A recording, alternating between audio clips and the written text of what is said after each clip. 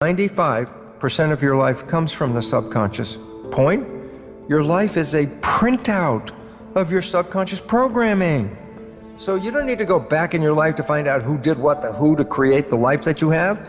All you have to do is look at the life you have, because it is an expression of your programs. The things that you like that come into your life easily are there because you have programs to encourage and support that. Anything you work hard at, anything you put a lot of effort into, anything you sweat over to make it happen, the question is, why are you working so hard? The answer is, your programs in your subconscious don't support that. What if, and this is not a what, it's a can do.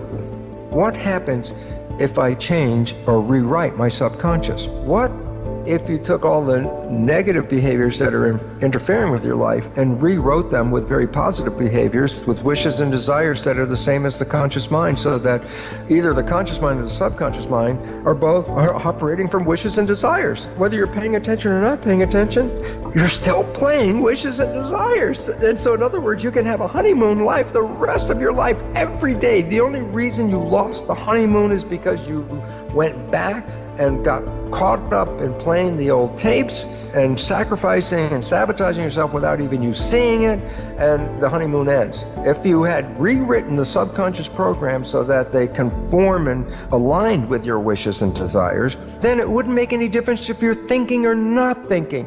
Your behavior in both situations would always lead you to the full happiness of the honeymoon experience as a way of life every day of your life. We look at our lives. We have wishes and desires, conscious mind.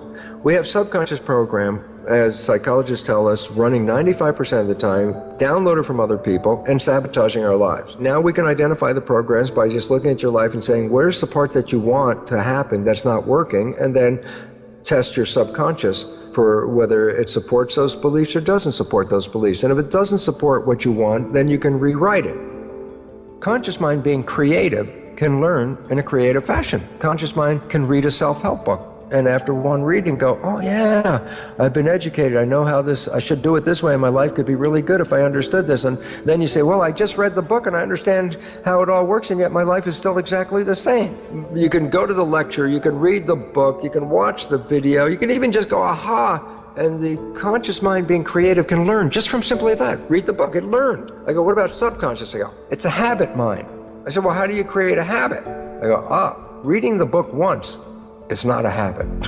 So what's the point? The self-help book you read was picked up information-wise, educated, and enhanced your conscious awareness, and yet didn't touch any of your subconscious programs. You have the same behavior you had before you read the book, after you read the book, okay? Why? Conscious mind learns by reading the book. Subconscious habit, you don't learn from that one reading of the book. Here's the 3 things to rewrite your subconscious. Number 1, how did it learn in the first 7 years, the programmable period? I say, the brain was in a low vibrational frequency called theta, which is hypnosis. I say, so if I use hypnosis, I can download a program. I can say, yes, you can. That's how you can do it. The vibration of theta is a low vibration. It's below consciousness, which is alpha. And a higher vibration in alpha is beta, which is like schoolroom studying, work mind, work consciousness.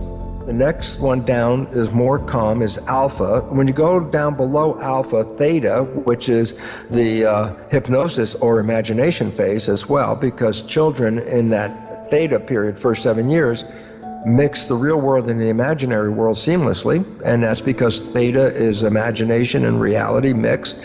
And then below theta is a one lower vibration called delta, which is absolute sleep. Every day when you wake up, you're coming from delta, the lowest vibration. Just as you're waking up in the morning, just as you're coming out of sleep, the immediate groggy period in that beginning, that's theta. That's where imagination and hypnosis and reality start to mix together.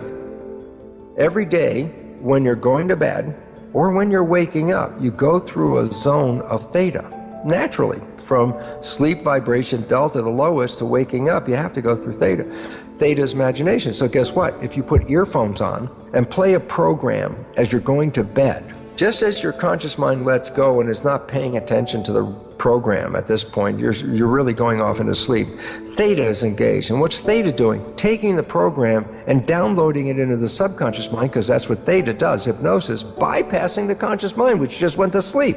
So every night, putting on earphones and playing a program of a behavior that you want to create in your life, repetition of that every night will then manifest that experience. Number two, what about programming after age 7? I go, oh, well, then the conscious mind's working. So how do I put a new program in? I say, you practiced. You repeated something over and over and over again, making a habit out of it. So repetition.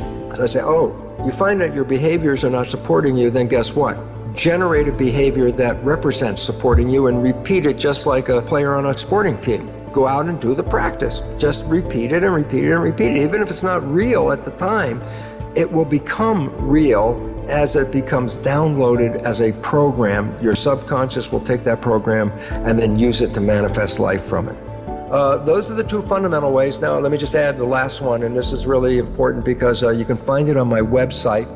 There's a whole listing of belief change modifications, and these belief change modalities all involve something called super learning. And what's relevant about them is these are practices where you can rewrite a subconscious belief in about somewhere between 5 and 10 minutes. A belief you may have had 40 years affect your life.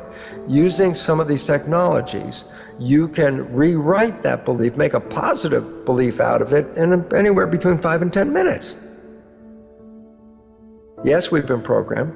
The vast majority of the programs are negative and disempowering. So yes, the vast majority of people on this planet are having that negative experience as well. So the next most important thing now is to recognize, well, if I'm not getting what I want, is it because the universe is not giving it to me? And the answer is almost inevitably no. It's because your own program that's invisible, operating 95% of the day, is keeping it away from you.